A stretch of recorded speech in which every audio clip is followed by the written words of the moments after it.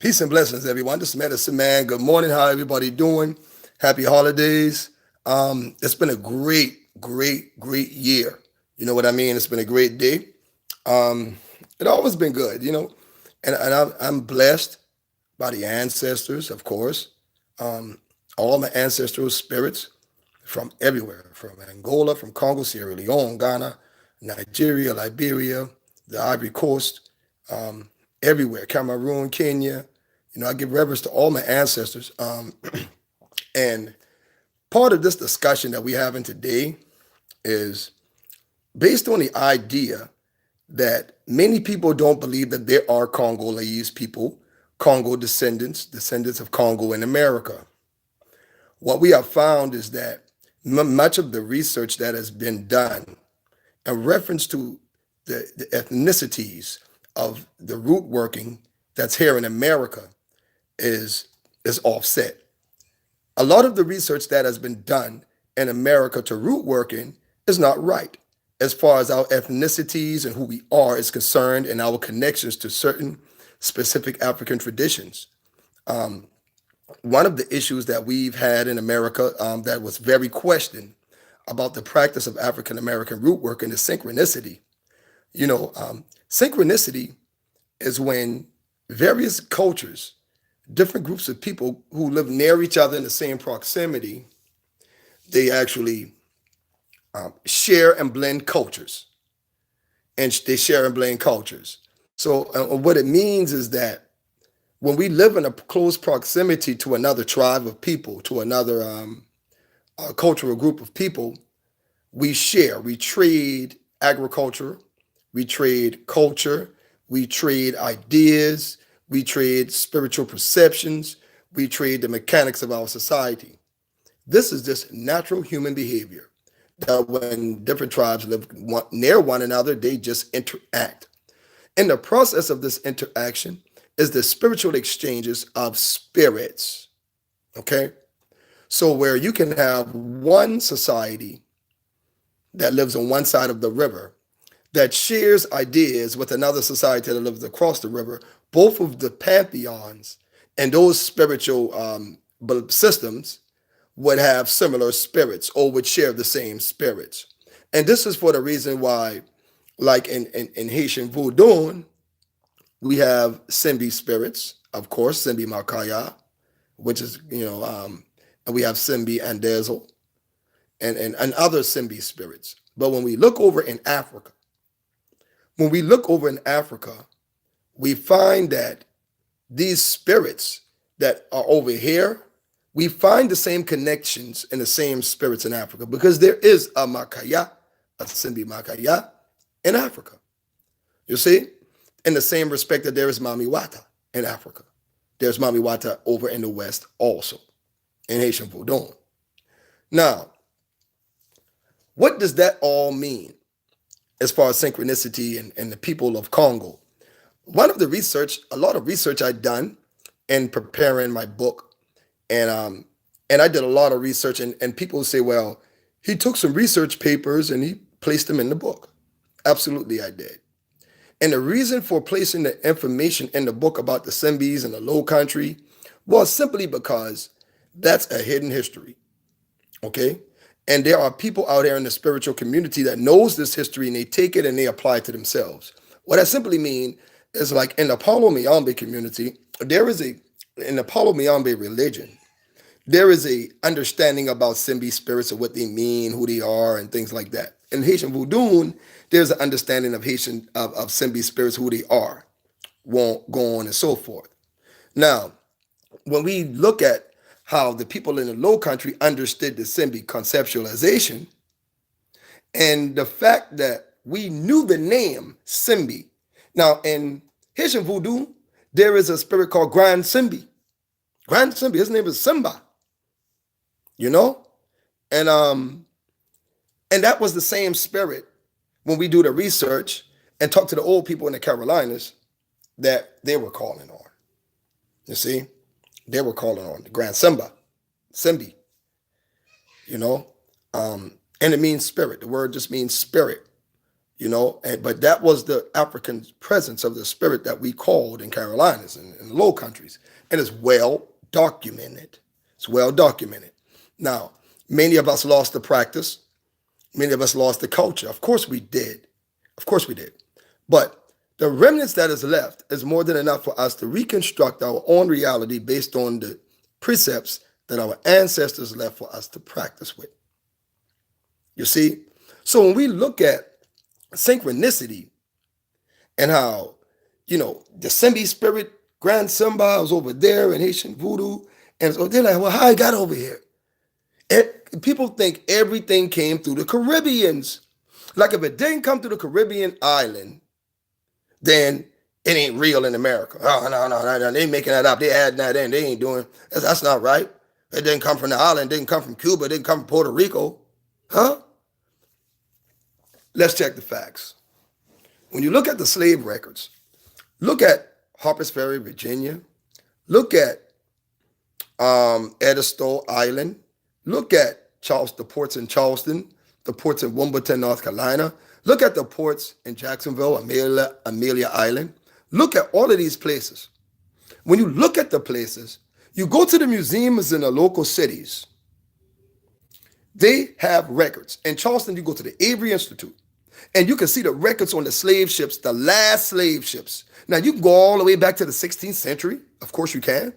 And you can see the slave ships. It's well documented on the areas that they concentrated on for African enslaved peoples to bring into the Charleston port. I speak about the Charleston port in particular. That's my hometown. Okay? That's where I'm from. Carolinas. I speak about that in particular because that's where I did the majority of my research from. And what I found is that in the records, in the museums, they have lists of areas of where they preferred to purchase their slaves from. You see? Now, one of the areas in the early 1600s where it was known for the plantation owners to kind of get slaves from is Senegambia. One of the areas, Senegambia. From the Senegambian area, they preferred slaves from there. Then the twist came when in the 1700s where they wanted slaves more from the Congo and Angola. So I researched and I looked, and they were saying there were ships coming over. And at one point in the 1700s, they all had nothing but ships coming directly from the Congos. Directly. Because they were requesting Central Africans in Carolina. In particular, this information is free information. You see, you just have to know how to research it. But in particular, they requested a lot of slaves from Central Africa. And as a consequence, this is what gave birth to the South Carolina culture, Congo culture, because there's a Congo culture in South Carolina. Most of the people that came there came from many different Central African tribes in the late 1700s. It's reported that over 5,000 Congolese enslaved Africans were brought into South Carolina, and then behind that there was another 60-something thousand, 50,000, 30,000 that were all brought from the Congo and from those areas that were Congolese, Bantu people. Okay. So we know from the slave trade that they brought Bantu people over here in majorities. Now, there were West Africans that were brought to America. Trust me, true indeed. I really don't want to talk about the West African involvement in slavery.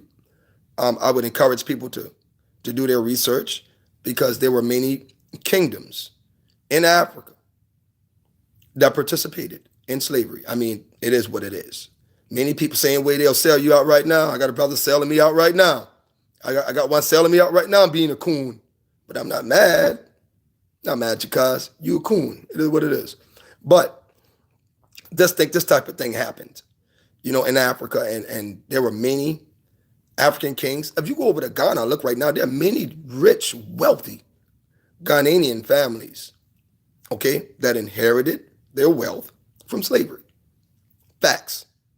Facts.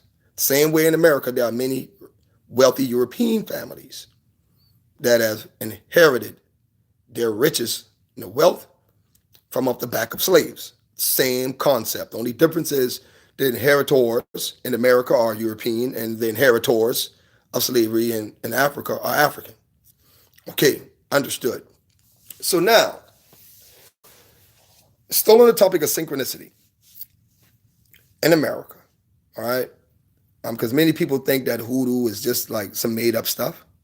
And they think that hoodoo, root working, does not have a Congo origin. So today we're going to talk about synchronicity.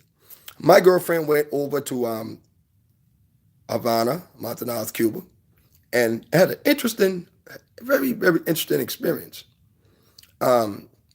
She saw snake plants on people's porches, behind people's doors, the same way you would find snake plants inside your grandmama house and stuff like that. You know what I mean?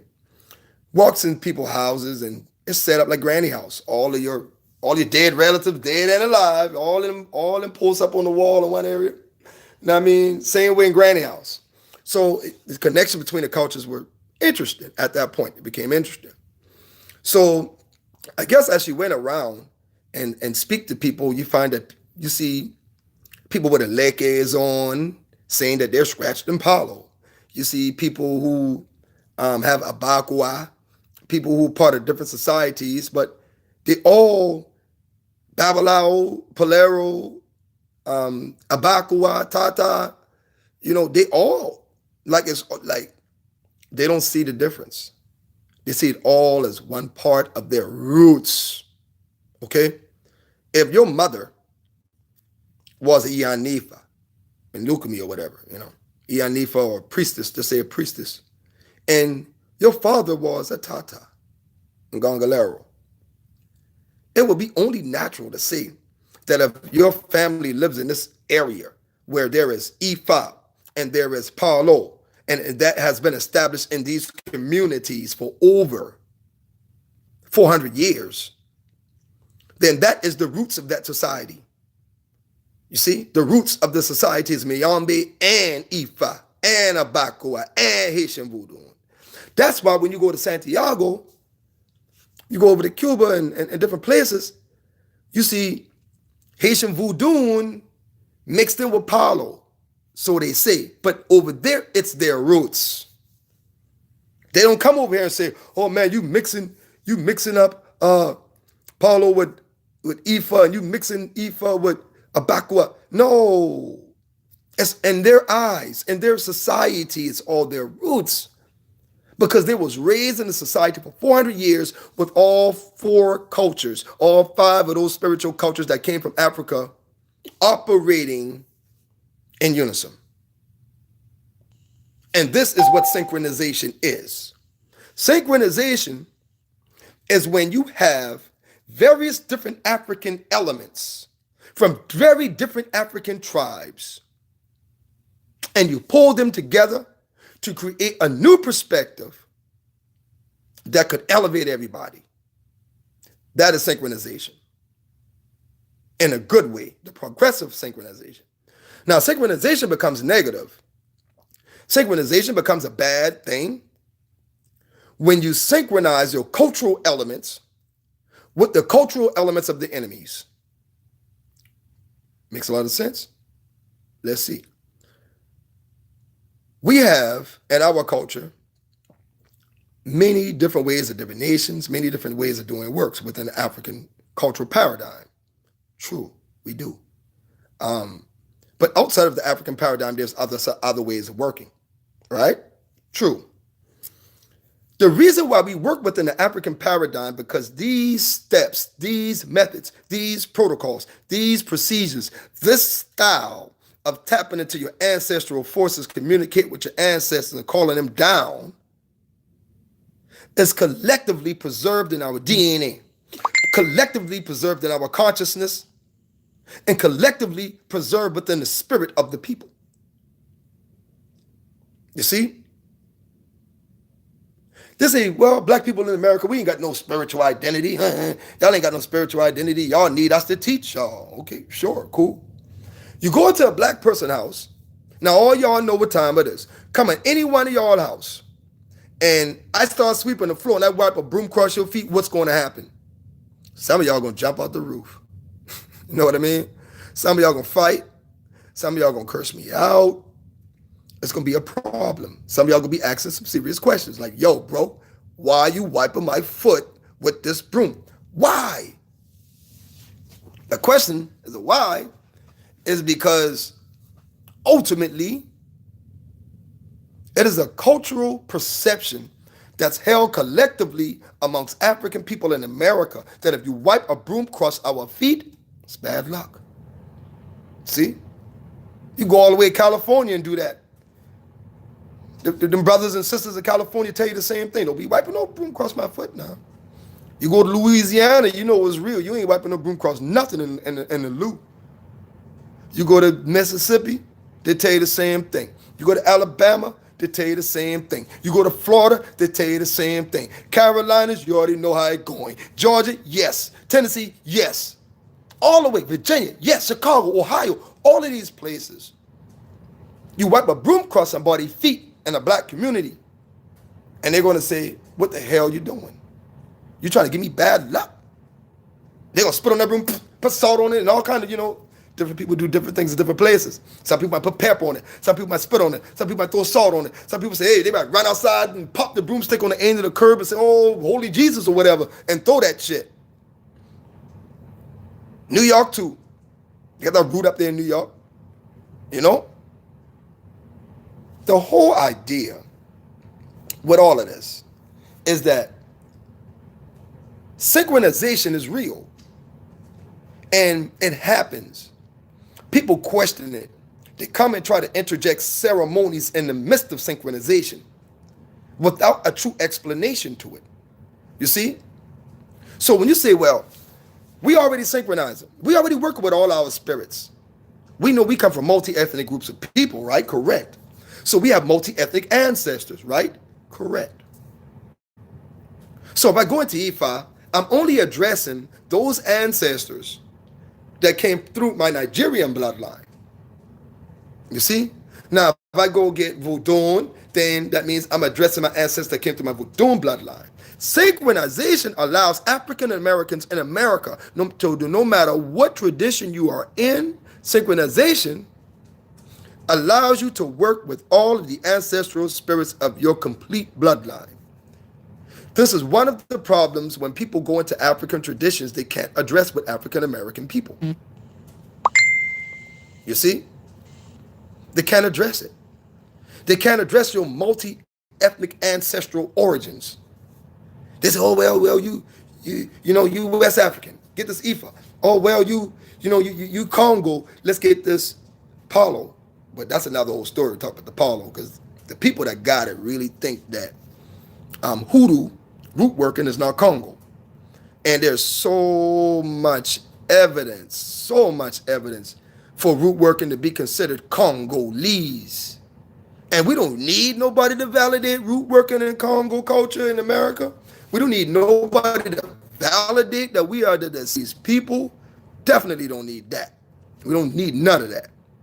What we need a lot of people to do is start doing research. What we need a lot of people to do is start understanding that when you're talking about Congo people in America, you're talking about black people, and particularly in the South. Now, there'd be many different areas, but the influx of enslaved Africans that came into the Carolinas and Georgias were directly picked from Central African tribes to come in for hundreds of years, for at least the last 100, to be factual. So when you start finding face jugs that look like Inkisis in Angola with rusty nails inside of them, a great conversation is one that I had. I had a couple of conversations. I had a conversation with Tatami about this. And I did some further research on the face jugs, and Dave the Potter Now, I want you guys to do some research on Dave the Potter. You know what I mean? In South Carolina, Edgefield, South Carolina. Because what was interesting about Dave the Potter is that he was a famous African molder of pottery. Because you know South Carolina pottery was the shit back in those days. And having pottery and clay vessels and stuff like that was common.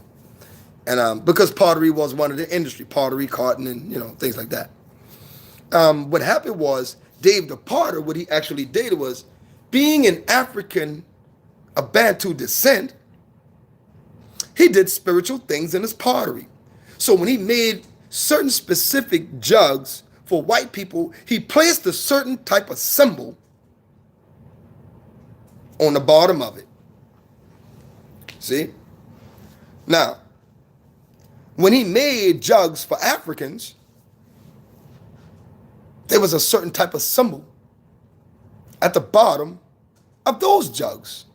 Then when archaeologists started finding face jugs at the graves of certain people in the Carolinas and Georgias and Floridas, they find these face jugs on the graves of the people.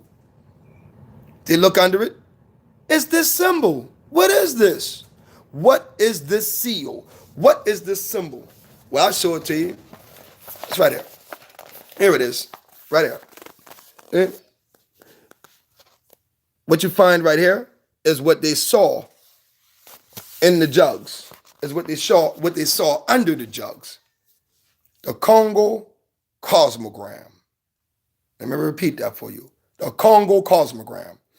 If you research, and you can simply go to Google, just Google it. Google Congo cosmogram in South Carolina pottery. And you will find archaeological articles and journals of archaeologists all questioning, like, wow, why is this so-called, quote unquote, medicine wheel in all the pottery?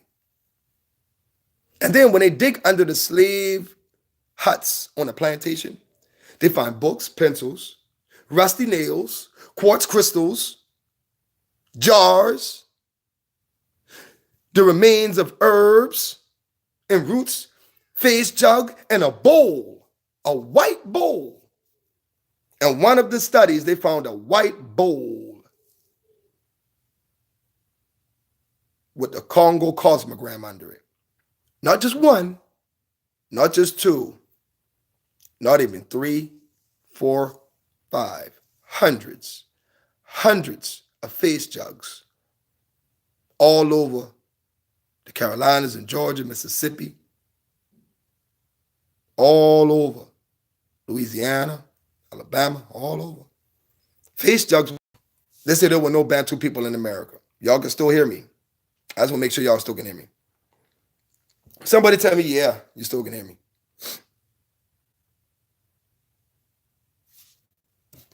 And y'all don't love me no more, y'all can't tell me, yeah, y'all still can hear me? All right, let me do a little sign language for y'all. I don't know can, but you hear me?